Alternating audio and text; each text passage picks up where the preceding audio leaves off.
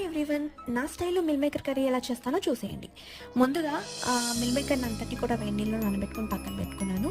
ఒక 2 టమాటాలని కట్ చేసి పేస్ట్ లాగా చేసుకొని పక్కన పెట్టేసుకున్నాను. ఒక ఆనియన్, ఒక 3 పచ్చిమిర్చి కట్ చేసుకొని పెట్టుకోండి. ఒక ప్యాన్లో ఆయిల్ యాడ్ చేసి ముందుగా మనం వేడి నీళ్ళలో నానబెట్టిన మిల్ మేకర్ని అంతటి కూడా నీళ్ళు పోయేలాగా పిండుకొని ఈ ఆయిల్లో ఫ్రై చేసి పక్కన పెట్టేసేయండి.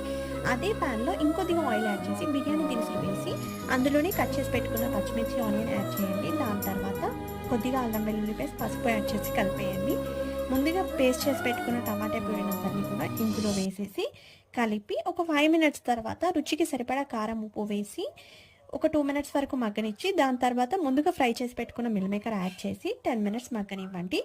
లాస్ట్లో కొత్తిమీర పొడి యాడ్ చేసి ఒక 5 మినిట్స్ ఉంచి దాని తర్వాత దించేసుకోండి. కూర చాలా టేస్టీగా ఉంటుంది. ఒకసారి